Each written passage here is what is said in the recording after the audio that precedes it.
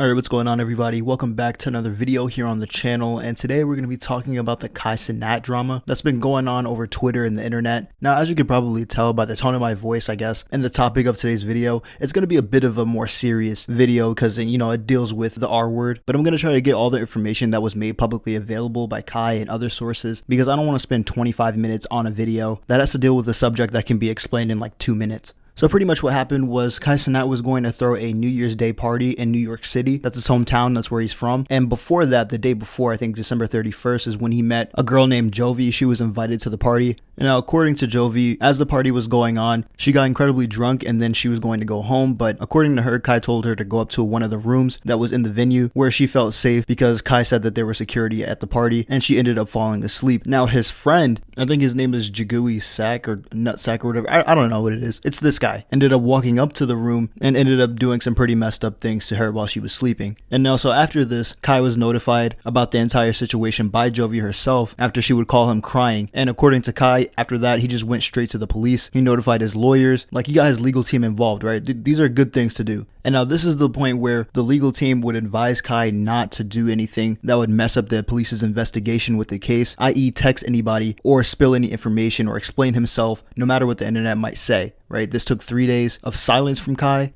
During that time, Jovi ended up talking to social media about it, posting things on Twitter in order to get the name of the guy who did this stuff to her. So like I said before, 3 days later, Kai ended up coming out with this information in a live stream on Twitch. It was about 20-25 minutes, and this is where he explained his entire side of the situation. And that's pretty much it, or at least what I can say here on YouTube, because there is some more details, but they're too gruesome to actually, speak here on the mic and put up on YouTube because, the video is probably going to get strike down. However, if you do want to learn more about the situation, as in the details of the whole thing, you can go on Jovi's page on Twitter where she posted multiple threads of what actually happened. So yeah, like I said, I'm not spending like 25 minutes explaining the situation. That's pretty much what happened. Now, honestly, I don't think that Kai should be getting as much hate as he is. There's a lot of narratives being spun around that was literally accusing him of being knowledgeable of what was taking place at the time. Now, I find that hard to believe for a couple of reasons. One being, if you're the host of a party, right, a huge party, and let's say you're in the position that Kai Cenat's in, right, one of the top streamers on Twitch, right, somebody who has thousands of people at his party, right, music's going, everything's loud, you can't really pay attention too much, you're having fun yourself. Why would somebody that you know from high school that you don't think is going to do anything like this at all, why would you remotely think that he would do something like this? However, I will say if I was Kai Cenat in this situation, I wouldn't have sent Jovi up to the room to just take a nap. I would have just called her a Lyft or an Uber and just got her out of there and like maybe sent her away with like a security guard or something like that, somebody who wasn't drunk, so that she made sure that she was getting home.